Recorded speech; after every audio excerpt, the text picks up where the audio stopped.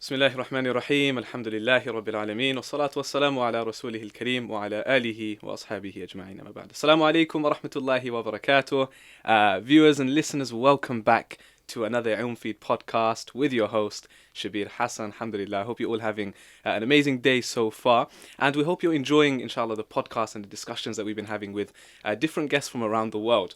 We're going to keep that going, of course, today. With this next episode, we have another very special guest with us, alhamdulillah. Someone who's, mashallah, he's travelled a lot again, and a lot of the guests that we've had on the show so far, as you know, we've spoken about travels quite a bit. So that theme continues today, where we're going to hear about more experiences and more travels in places like Jordan, in places like the best of cities, Medina as well, subhanallah. So we're going to hear a lot about that, inshallah. We have with us someone who, mashallah, has been working with the youth quite a lot over the years, a lot of experience with youth work, someone who's also an imam and a teacher and a speaker. So we have the honor of hosting today Ustadh Omar Hajaj. Assalamu alaikum wa rahmatullah. Wa alaikum assalam wa rahmatullahi wa barakatuh. How are you, Jazakallah khair. Alhamdulillah. Very good, alhamdulillah. How are you? Alhamdulillah, I'm well, and thank you again for joining us on the ilmfeed podcast. It's a pleasure to have you on the show. It's my honor, my pleasure to be here in ilmfeed. A great project, mashallah, promoting positive, good news and good messages, mashallah. Alhamdulillah. Barakallah feek, Sheikh. So it's, I mean, like we mentioned, you've travelled quite a bit. You haven't just stayed in the UK. You've been around quite a bit. So we're going to, inshallah, discuss a bit more about that. But really, where did it all start for you? Where did it start? You know, where were you born, and at what age did you come to the UK? Because I believe when you came to the UK, you settled in Kent, right? So if you don't mind, just very briefly taking us through your journey, inshallah. Bismillah, alhamdulillah, wa salatu salam ala rasulillah. So originally I'm from Palestine. And it's my grandfather actually came to the UK with his children, my father and my uncles. I was born in Kent, in the UK. And the main reason for being in the UK, coming to the UK, is my grandfather, he lived in Jaffa, Jaffa today in Palestine. And he actually lived for like nearly 100 years, mashallah. So he was actually born during the time of the Ottoman Empire. And he lived in Palestine during the Ottoman rule, during the British Mandate rule, and then finally the Israeli occupation. And it was only after the early 60s where he decided to move. Right. So it was 10 years after the Israeli rule. Life was very difficult for Palestinian families to make a living, to trade, to move around, to have basic rights. In particular, my grandfather, who was known in the Middle East for being one of, if not the biggest, traders in oranges and citrus fruits. So he was trading his oranges from his grove to Palestine, to the Middle East, even to Europe.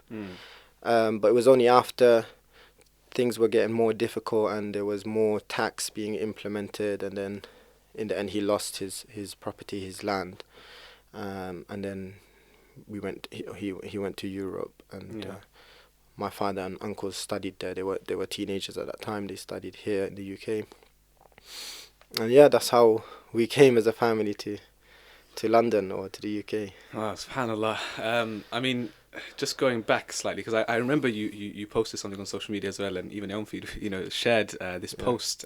That's where I first came across, this story. But just coming back to this place, Jaffa, you said, right? So is that actually where, because you mentioned your grandfather, he was trading oranges and stuff. So is that where the Jaffa cakes come from? Yeah, because obviously for those people who are listening or watching, if you've never had it, then obviously it's like an orange type cake, right? I can't really explain it better than that. So is that actually where it originates from? A lot of the times I have to explain to people. Have you heard of Jaffa cakes? They say yes, of course. So did good marketing. But Jaffa cakes, because you can argue, very strong argument, I think, that the best oranges in the world are from Jaffa. They are really, really good, However, a lot of these companies are not run by Arabs or Palestinians Of course, yeah. anymore. So, but yeah, that's where it comes from, Jaffa. Yeah. Okay, interesting. So that's something, as in I had heard of it before, but you're the first person I'm meeting now that, mashallah, has that personal link. So, of course, you were born here. So when was the first time you then visited Palestine yourself? When was that? Right. So, my father or uncles, they didn't go back to Palestine Okay. when they came back, when they came to the UK. My mother is Palestinian as well, but she's born in Jordan. Okay. So my uncles and my family from that side, they're all in Jordan. So her father left Jerusalem. So my mum's side of the family, they're from Al-Quds, they're from Palestine, Jerusalem. So as Jordanians, they became Jordanian citizens as well. They couldn't go back to Palestine. My first visit was as a British visitor. I went to Palestine in 2011. So it was a long time after. That was my first time. I went with a non-Muslim organization. It was a charity that was spreading awareness and information about Palestine. Yeah. And I chose them in particular because they were very neutral. They weren't biased, they weren't taking sides or anything. It was a group of 30 young people from Europe, Germany, Denmark, and we stayed in Palestine and other parts for like a week. And it was very educational, eye-opening for me, very inspirational. It was a reason for myself to... It was a turning point as well, I would say, that it made me come back knowing much more and wanting to do much more to help the Palestinian people and the situation. You know what it is? I think with the younger generation nowadays, just an observation, you might agree or disagree.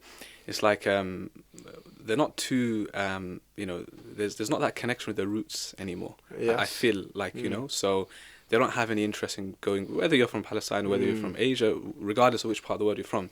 You don't really have that connection anymore, so you have no desire to sort of go back to see your land, to see your family there, the language as well. You don't really take an interest in it. It's just English, whatever, like in the country that you're living in the West. Yeah. So do you feel like that's the case nowadays, like with the youngsters? And I think it's unfortunate. I think there's so much greatness in our history. Every type of history from every culture. I think history should always be preserved, documented. I've been like going around Newham a lot in East London, East End. Yeah. And all the shops, a lot of them are run by Asians. The markets is run by Asians because within the last 30, 40 years in particular, there's a lot of immigrants from Asia, Bangladesh, Pakistan. Yeah. And historically, this area was mostly, of course, white English people. And what type of businesses did they mostly have? So things like furnitures, carpet shops, bakeries. Yeah. So sometimes I go around, this is a weird hobby that I have, in a high street, looking for an authentic, I would call it, English shop that sells bakeries or furniture. And I find a few of them. And they're run down and they're very old. They probably don't make money or anything. Yeah. But I respect that it's still there because it's preserving the family business. You might find a shoe repair shop. And I'll ask them questions, or I'll look at the tags if it says established 1890s, 1930, 94. And I like that. So I think we don't document our history anymore. Most people our age, they don't know where their fathers were from, their grandparents were from. And we look down sometimes on our parents or grandparents. We think we're the educated people. We were born in the UK, we went to university. But not knowing that the gems, the real gems, the true stories that historians will die for is in our living rooms with our parents and grandparents. Yeah. Very true. It's very true. And yeah, it's unfortunate. It's unfortunate, a lot of the youngsters, they're losing this, and I think with the language as well. That's one of the main things that, what I've observed, is that whether it's you're speaking Bengali or Urdu, or whether it's even the Arabic language, right? It's just like, no, we just want to stick to English. We just want to carry on with speaking English. We don't really take an interest in that. So, okay, fair enough. We see that in this generation, but then imagine by the time it gets to the next generation, it's going to be completely lost, because they're not going to even hear the stories about their grandparents. So, subhanallah, yeah, it's very interesting. Moving on then, so in terms of growing up in the UK, you said you're growing up in Kent. So as normal, I take it you went to college, you went to university. So what was that like? Because of course we're going to transition. There was a transition in your life that took place after university. But before we get to that, what was it like just going to university? That life basically, because you went to University of Roehampton, right? Yes. Yeah. Yes. I think my parents, may Allah subhanahu wa ta'ala bless them, preserve them. My father, he passed away, rahimahullah. However, we didn't have like a strict religious household. So I was never like asked, I wish I did, but I was never asked like to go to a madrasa to memorize Quran, to go to a weekend Quran school and so on. And they gave us some sort of freedom. I mean, my mother comes from a conservative family, so in terms of like adab, like manners and etiquettes and how to speak to people and so on, that was good, but there wasn't too much deen. So it was only in my teens actually that I personally took that step and that journey to wanting to become more religious. And I think that helped me even with my education. I think that really made me think about what I want to study and how to study. It changed my outlook and my insight to things and so on. So when I went to college and chose my A-levels, I was doing sociology as one of my subjects, and I really found it to be linked to studying Islam as well, because you can apply that knowledge by understanding society and the main institutions that impact society. So if it's the education system, the family system, the law system, religion, cultures, all of these influential institutions, studying them and then studying the theories, if it's globalization, if it's capitalism, if it's Marxism, feminism, all of these influential ideas and movements. And I found it was quite enlightening with me studying on the side with the local teachers in the UK who might have studied in Medina or the local imams. So I remember I was doing around 3 lessons a week in the masjid with my full-time college studies. Yeah. And to be honest, I used to look forward to that Wednesday or that Thursday where I have an Islamic lesson in the evening. And although I enjoyed my academic secular subjects, I used to wish that I was in that same setup, same type of building, facilities, qualified teachers, motivated students, but everything just Islamic. So I really wish, I really wanted to go to study abroad. Yeah. So from my time in college, so my plan was to go straight to Medina. After college. Okay. So I applied towards the end of my first year. Yeah. Hoping that as soon as I get accepted, I can finish my college and then go abroad. I was thinking about other places, Egypt, Azhar, Mecca, Al-Qura. And surprisingly, my heart wanted to go to Yemen as well. Okay. At that time, there was a center in a village in the mountains where you would live in like mud house type of houses. And so I thought, do you know what, this could be good for me to seclude myself. Do you think you would have been able to hack in a place like that? Fortunately, I didn't go there. Fortunately, because that same place has been affected badly by the war. SubhanAllah. And secondly, the institution is run by a particular group that I don't agree with personally. Of course, I respect them, but I don't think I would be seeing eye to eye with many of the other students. So it might have been difficult. Yeah, and then so I went Umrah and towards my last year, not the end of my year, my first year. Yeah. And then I applied to Medina, but I didn't get accepted until 3 years after. 3 years, yeah. So I had to go to university as a plan B. Mm. And going to university was a last minute decision. Okay. I actually applied first Arabic and Islamic Studies in British universities. Mm. So it's SOAS, Oxford, Cambridge, Exeter, and Edinburgh.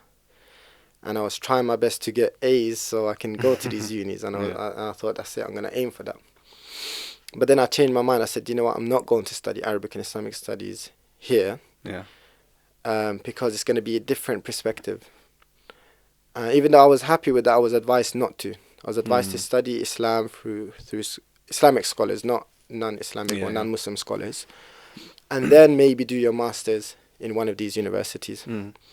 So I pulled out my application, and I was going to do a free trade business project for a gap year. Yeah. Because I didn't know Jam was going to come. What was this idea?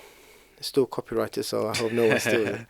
It was to bring olive trees from Palestine and Jordan and Syria. At that time, there was no war in Syria.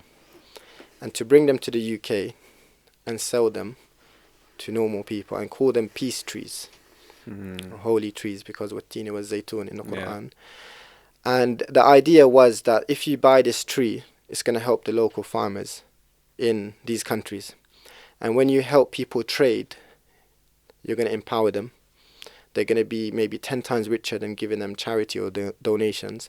They're going to work hard. They're not going to be dependent on donations and be lazy and have that in them and their families, which will destroy them more. And this is the sunnah of the Prophet ﷺ. They said if you are going to sell sticks for people to make a fire and benefit from that fire, cook with it or do whatever with, then that is better than stretching your arm and begging people. So I thought, okay, it will empower people and it will be a social enterprise business for myself. And then literally there was 2-3 weeks left until university, and I just went on the clearing website and I saw anthropology available. Okay. Where is it? In a university that's 3 miles away from my house. Okay. And convenient, basically. And subhanAllah, it was the perfect subject because I was so into sociology to the point where I'll do voluntary assignments and coursework in my holiday. Wow. That's how much I enjoyed it. And so I wanted something similar. Yeah. And I was always looking for anthropology, but I just didn't know what the name of the course was. Because sometimes in my spare time I used to read about, there was a big book with pictures, massive book called People. And it's about different tribes and nations and languages from all over the world. So I used to be interested in reading this book. And then anthropology is the study of people and cultures and so on. So I went into that. MashaAllah. So you went to university, and you of course you finished the course, and it was only after that you went to the University of Medina, right? Sorry. Yeah. I didn't finish the course. Oh, you didn't actually finish it? I studied for 2 years. Yeah. And just before my third year, I found out the news I got accepted. Ah, I see. So it wasn't planned, and it was a really difficult time because my father just passed away at that time, close to that time, and I was going a bit far, you can say, or making it in what I was doing, in the career that I was doing, in what I was studying, in some of the positions that I had in activism or da'wah. And then Medina came. So it was going to change everything for me. And I had literally in 3 weeks, I had to change everything and be in Medina. Wow. So it was a quick turnaround. It was a quick from turnaround. Here to Medina. So now just focusing on your life before Medina, so the first couple of years at university, because you mentioned that you were involved quite a bit with, the university, activism, ISOC, events, even FOSIS, right? And subhanAllah, I think that's a real positive. with the university students, especially here in the UK, in general, the Muslim students are very active in terms of when it comes to activism, when it comes to charity work. And mashallah, like you were involved yourself as well. And then you went to Medina, you've come back. Is it still the same now, would you say? Do you think it's gone stronger? Like, what is what have you observed from the university students, the Muslim students in particular? I think so. Just to add, so during my time in university, I feared that this acceptance of me being in Medina, I can't. If I delay it too much, I'm not gonna get that chance. Yeah. And it was always my dream since college days. I used to dream to be in Medina. So I didn't want to lose that opportunity. I spoke to my university about deferring my course to go to Medina and come back and continue. So that's still a plan. This September, inshallah. Just the fees are too expensive. We'll speak about student loans in another topic. Yeah. In another time. Two things that I learned. So I started becoming active in college, and I became the president of student union in college. Okay.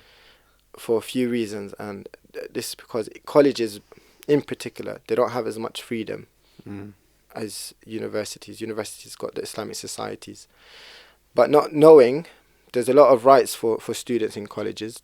They just don't know it. There is meant to be SUs, and NUS are meant to serve colleges as well, not just universities. But there's more control in colleges. So many colleges don't have a prayer room. They don't have halal meat. And my college in particular, they promoted themselves as a secular college, and they didn't even want to let us have Jum'ah prayers. Yeah. They didn't want us to pray in Jama'ah. They said, if you're going to pray in Jama'ah, congregation, maximum 2-3 people. Wow, okay. So this is why I decided to get involved in SU. For two reasons. Number one, to bring ease to the Muslim student. They can eat halal meat, they can pray Jum'ah, they can have a prayer room. Yeah. And to serve the general non-Muslim students as well. I didn't want to take that position just for... Yeah, of course. Yeah, and if you are able to facilitate ease for students and serve them, that is still ajr, even if they're not Muslim. And if they see it's a Muslim who is making our studies easier for us, facilitating services, doing programs for us, then this is a good way to engage and to build good relationships. So alhamdulillah, I think that was a good experience. There was a lot of challenges. The principal, the vice principal, they tried their best to stop us from praying and so on. But through campaigning and alhamdulillah, we managed to get somewhere. University was it was a big joy for me because now I can do whatever I want to do with less restrictions. In fact, SU, they encourage you to be involved. I think at my time, people didn't get too involved in people saw it as, this is politics, this is activism, this is campaigns. Us Muslims shouldn't get involved in it. And a lot of Muslims as well, due to personalities really, they feel too shy to come out of the box, to be in maybe the light, to have meetings with staff. So most Muslims, they just want to go study, go home, that's it. They don't want to get involved in anything. It's too challenging and they fear challenges. But now, alhamdulillah, we have more of our type of brothers who are involved in ISOCs and student activism. Previously, anyone who used to be involved with SU, you won't find him with a beard. You'll find him going to parties with... It's not the usual practicing Muslim who will get involved in the SU or NUS. But now it's changing. Now, alhamdulillah, Muslims are understanding that there is benefit in political participation. And this starts in college and in university.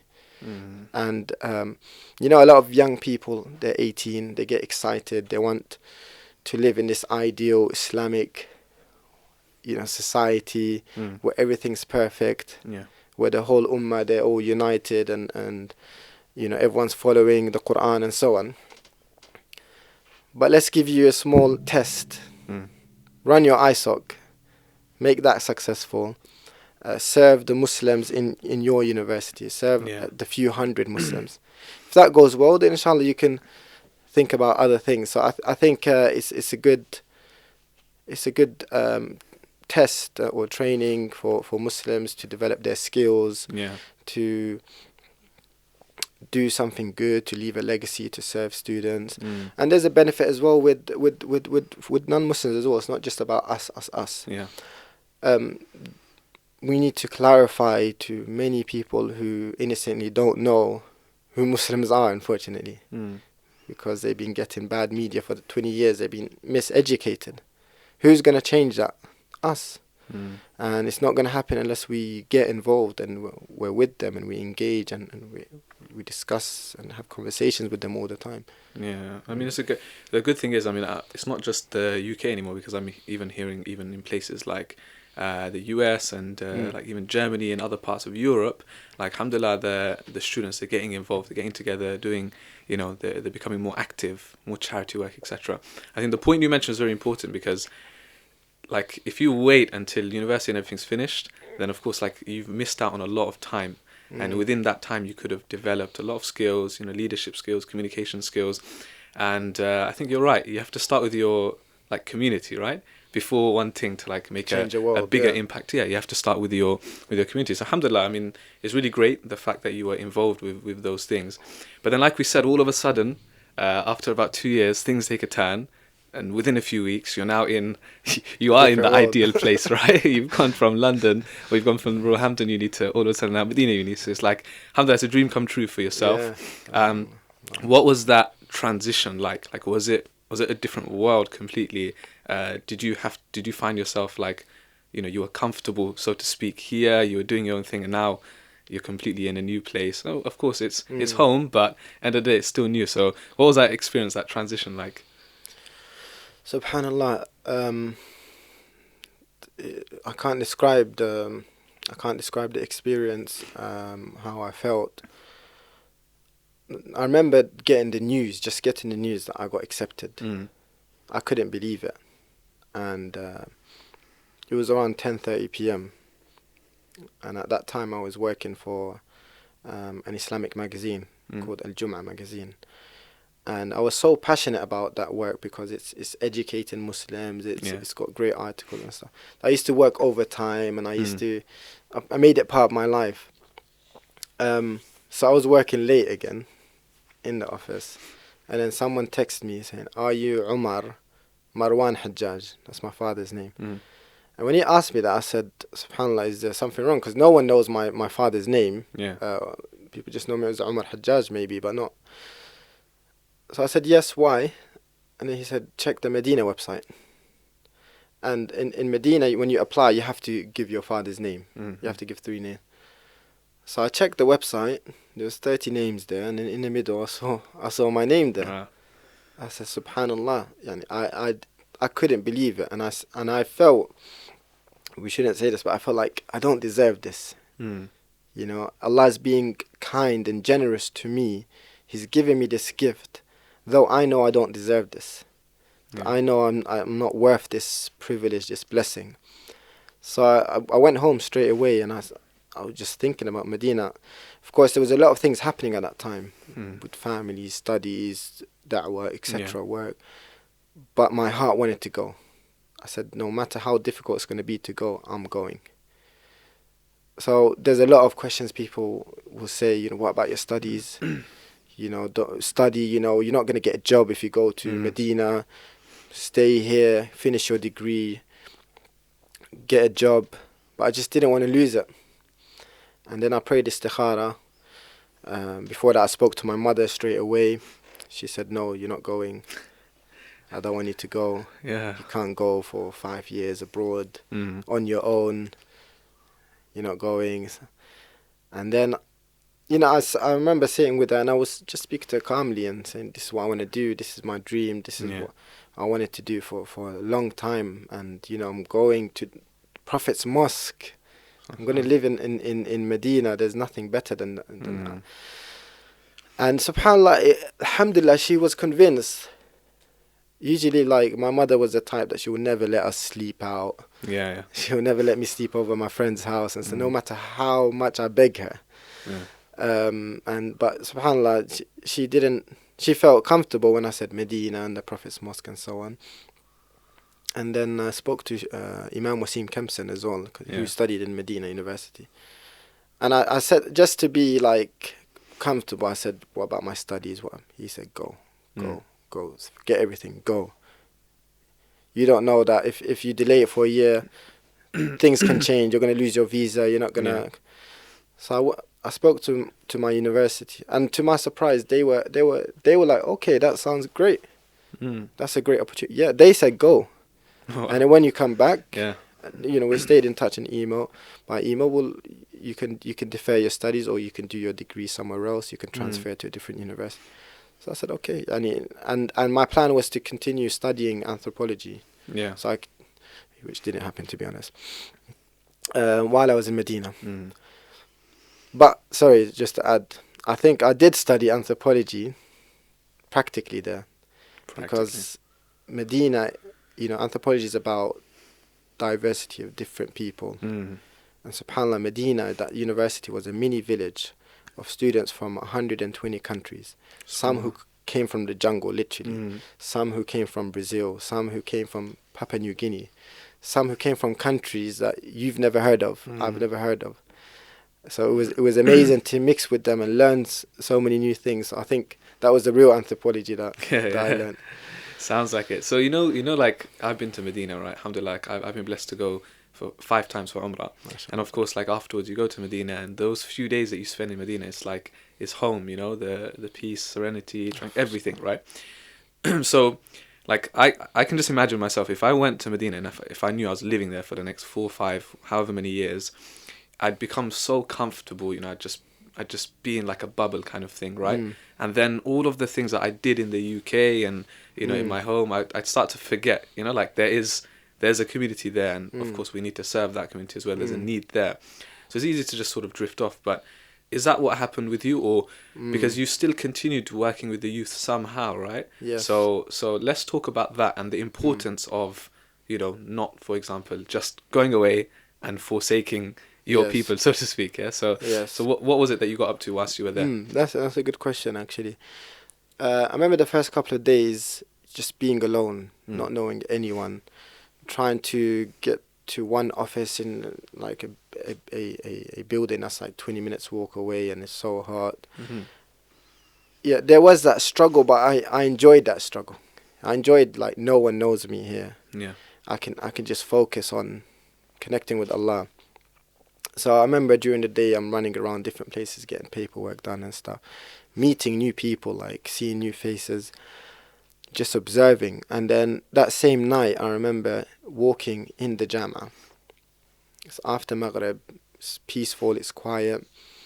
The masjid is here, the faculties are here, the accommodation is here, there's a shop here, restaurant here, a place to wash your clothes. I said, subhanAllah, I can imagine myself living here. It's so humbling, and just looking up the sky and thinking, subhanAllah, I'm enjoying this. Like, there's nothing better than this, alhamdulillah. And I said to myself, there's nothing better to do as well in your life than take this journey of seeking knowledge. Of course, we know whoever takes the path of seeking knowledge, Allah will make Jannah easy for that person. Yeah. However, that doesn't mean seeking knowledge becomes easy, because Jannah is not cheap. So I said this is amazing. At that time we didn't even have WhatsApp. I didn't have internet. I had to go to the internet cafe just to send emails to my family. But it was good. I think I needed it. Yeah. And more than the knowledge, this is what I wanted. I wanted, like, zuhud. I wanted to, like, a new chapter.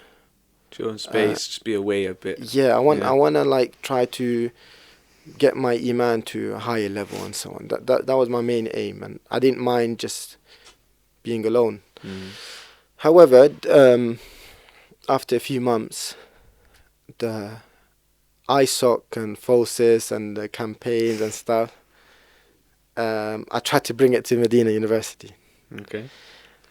I remember my first week, because I used to, read the Metro every morning. So I wanted a newspaper. So I'm going to the shop. There's a shop inside Jama. They don't have any newspapers. So I'm saying, how can Jama Islamiyya not have a newspaper? These students are meant to be the leaders in the future, the scholars in the future. They must know what's going on around the world. Yeah. So every person I'm asking, they laughed at me.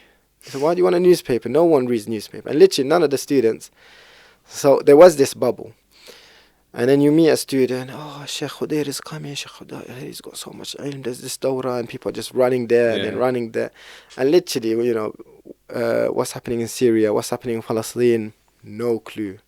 And at that time in particular, there was problems in Gaza. And subhanAllah, it really affected me. Like, I'll stay up till midnight, not being able to sleep. And, going on connecting on the Wi-Fi near the Haram, one of the hotels, on my laptop. But coming back to the Jama, no one cared or no one knew about it, so on. Then I met some of the British brothers, some of the American brothers, and some of the mashayikh. There was one sheikh that he's from Riyadh. I knew him before. He introduced me to some of the mashayikh in Medina who got projects and things going on. And the sheikh, he vouched for me. He said, this guy, he used to be in ISOCs and he used to be in youth work and so on. So through meeting these mashayikh, they said, we want you to do stuff for the UK students, because the reputation of the UK students to the mashayikh, a lot of them drop out. They're all very serious. They don't say salam to anyone. They're not friendly. They don't have any activism. Whereas the Malaysian students, they have gatherings, they have trips, they have things going on. They pick up the new students. So they were saying, 10 years we've had nothing from the British people. So we want you to start that. So that was, I tried to do that in the first year. It was a bit challenging because I was just a new student and I didn't want to step on anyone's toes. But literally there was nothing going on. There was no football, there was no trips, there was no activities. No activities. Like, I thought, what's going on here? Everyone's just serious. Everyone's just like... and we should be even more... We should have an ISOC style or more than the UK, because we're students. And we need this bonding and this brotherhood, because we want to cooperate in the future so that da'wah can be stronger. No one, hardly anyone realised this until I met a few brothers. Ustadh Ashraf Dabous. He's a mutakharrij now, mashallah. He's deputy imam of Lusham. Ustadh Salih Abu Muhammad, imam in Tarbiyah. His brother as well, Ustadh Abu Khalid Imran. Ustadh Muhammad Uthman Abu Safiya. So some of these brothers, Ustadh Abdul Kareem, Ustadh Mustafa, we met, and that's where it started. We said we need to do something. We need to create a brotherhood. And then from there, alhamdulillah, things started. Alhamdulillah. Yeah, so it's a really important point, the fact that not just scholars, students of knowledge, but even people who are active Muslim leaders in the community, to not basically shut themselves off, but to actually get involved and to be aware as well. Like we said, you travel, brilliant, alhamdulillah. It's a very noble thing to travel and seek knowledge, but don't forget, your community and try to serve them, because end of the day, I'm sure that better when it comes to ilm and when it comes to knowledge, that you have to do something with it, right? It's not just keeping the knowledge to yourself and not acting upon it for yourself and giving something back. So then there was this new sort of thing, mashallah, that you started doing, which was the youth tours, right? Where you now started involving the youth from the UK, and not only involving them but bringing them to Medina for Umrah. So tell us a bit about that and how that came about. Right, okay. So alhamdulillah, there was a few youth activities before going to Medina, like sleepovers, youth clubs, trips and so on. And then when I used to come back to the UK, I used to spend my summer doing youth activities mainly and programs. And then 2 years before I finished my studies, I said I wanted to do something bigger. And that's same taste that I'm getting from Medina. I want to make a mini program for like 10 days or a week for the youth in the UK. So some of the things or locations that I've visited, and I've had like special experiences, an enjoyable program, but that's spiritual at the same time. Yeah. Because I believe that if you just give the youth, or if you promote to the youth that come to this ilmi, knowledge-based program, this course, they're not interested in that. But if you tell them there's quad biking, there's horse riding, there's desert nights, there's trips, there's villa nights, and so on, they will come. Sounds appealing. It sounds appealing. It sounds like the trip of my life. Yeah. So a lot of them were attracted to it, alhamdulillah. And then who are they spending time with? They're spending time with, friendly, down to earth Medina students. So they'll say, okay, religious people are not that bad. They're actually quite fun. I can get along with them. I can look up to them. Yeah. Right? Okay, I wouldn't mind to start practicing, and maybe I'll be a Medina student one day as well. Or maybe I'll study the religion. And then we indirectly try to influence them by being their friend. Once they love you, they will listen to you. So we created that, bonding with them, and then we had some small like sessions and group discussions and workshops, drama plays. Then we introduced them to some of the great scholars who many of us would love to meet. Yeah. And I used to say before the sheikh will come, I used to say, I know you won't appreciate right now who the sheikh is. I could tell you he's a professor. I could tell you he's got a special chair in the masjid of the Prophet ﷺ. That doesn't mean much to you. But one day I hope you will say that when I was 14, 15 years old, I met Sheikh Shanqiti. And yeah, so they have special private access to these scholars. Alhamdulillah, we've taken around 300 youth so far to Mecca and Medina to perform Umrah and to have hopefully an inspirational program. And we are still connected with a lot of these young people in follow-up programs. So we hope, inshallah ta'ala, bi'idhnillah ta'ala, that it's got some positive impact to the youth and can hopefully change them for the better. How many trips have you done like this? So we've done approximately 7 trips so far. We've got another one coming up next month, inshallah, for the ISOCs. Inshallah. This is a different one. This is for university and college students. Okay, brilliant, mashallah. I mean, because the thing is, with the youngsters, they seem to be, moving away from the deen and from the religion.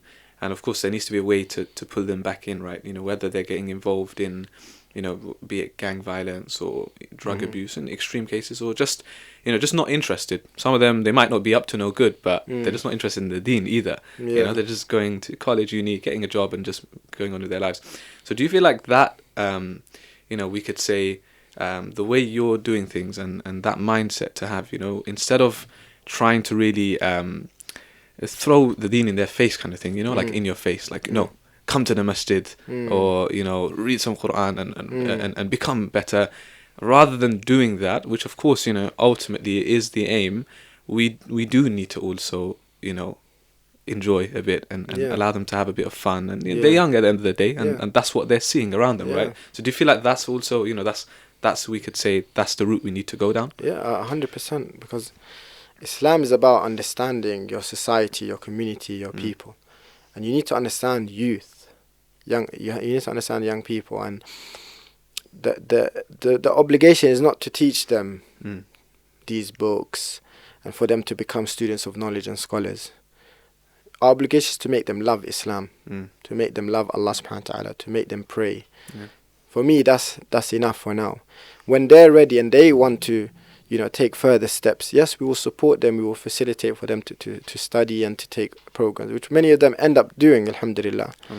But the first approach, the first steps is very important. We can see the results of people who were forced to go to madrasas and Quran, and they left practicing altogether. And these were people who memorized Quran, whereas those who came with a willing heart and they felt the brotherhood. A lot of people that I speak to, and I ask them how did they practice. Those who are like leaders in the community now, running masjids and so on. A lot of them said it was a trip. There was this trip I went with the brothers.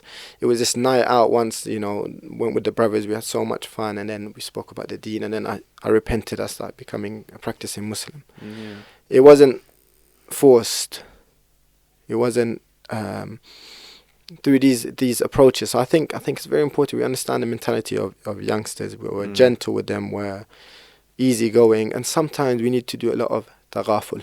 Taghaful means a blind eye to matters that should be dealt with later.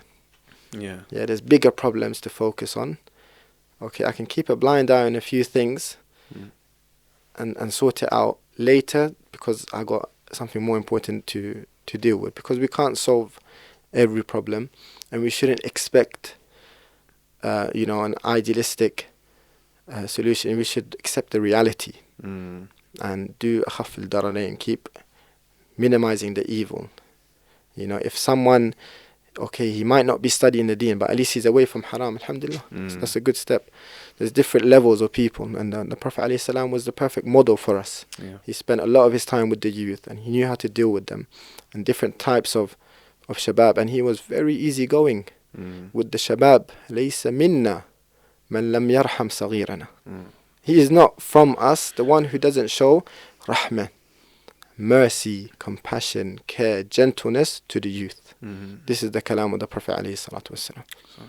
I mean, with the millennial generation now, it's known as the millennial generation, right? In the day and age of social media and technology, I mean, we're seeing this slight generational gap, so to speak. So, what would your advice be? Firstly, we're gonna have two pieces of advice, inshallah, to end off with. Your first piece of advice to those from the older generation, because you've already given one in terms of rahmah, having that compassion with the youngsters. So what would your advice be with those who, like, a bit older, we could say old school, and, might not, of course, can't relate to the youngsters, your youngsters can't relate to them, but, long term it can have a negative impact by either just ignoring the problem and saying, just you get on with your thing and I get on with mine, or, actually going about it the wrong way and dealing with them the wrong way. It could have a negative impact on the youngsters. So what would your advice be to those from the older generation? Let's start with that. Yeah, I think being their friend, spending lots of good quality time with them, and even if it's something, it's not Islamic, but it's mubah, it's leisure, it's good quality family time. You will find that someone will open up to a friend that he trusts. This friend that's not going to judge me, that's not going to tell me off, that's not going to look down on me. I would open up and I would tell him my issues because I trust that person. So I think that should be established between parents and that generation. Be their friend, be close to them, bond and engage with them. And then you will find that they would follow you, they would listen to you, they would respect you. And, young people are not as bad as people think, subhanAllah. They're not as bad as people think. They're actually intelligent, smart, and they're understanding. If you, as Ali radiallahu anhu, he said, put yourself on the people's level. Do not speak to them about things that they can't comprehend.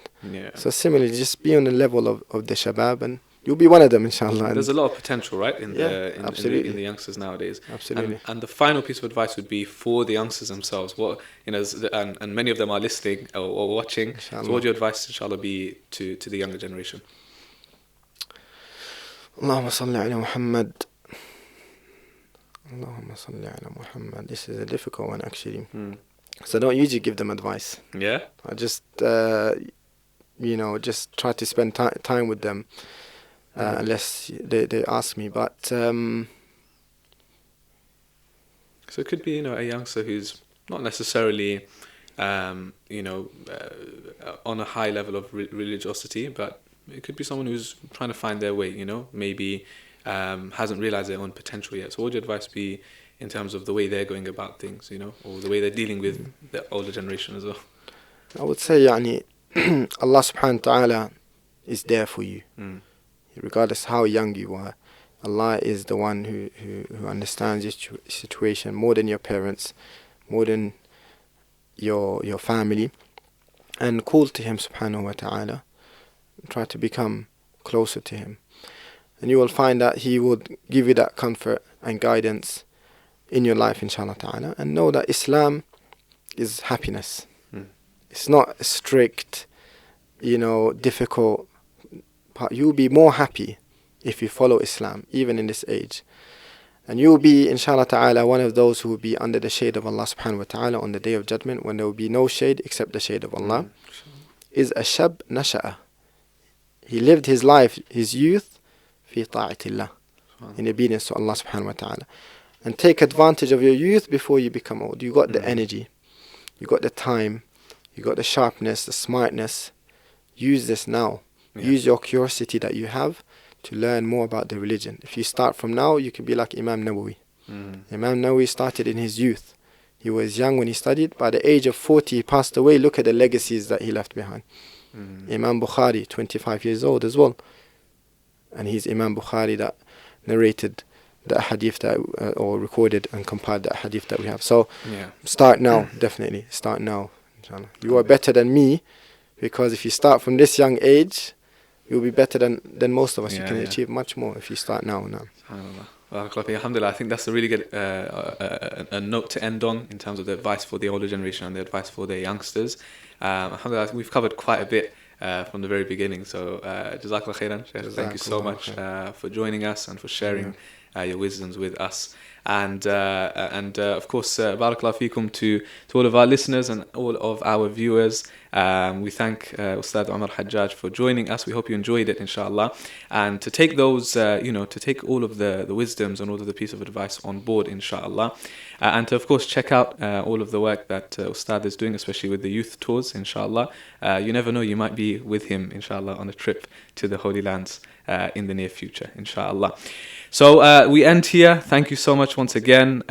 Please do, inshallah, subscribe to our YouTube channel. Keep an eye out on our social media. We have plenty more episodes of these podcasts coming your way, inshallah. From myself, Shabir, and the rest of the team. Until next time. Assalamu alaikum wa rahmatullahi wa barakatuh.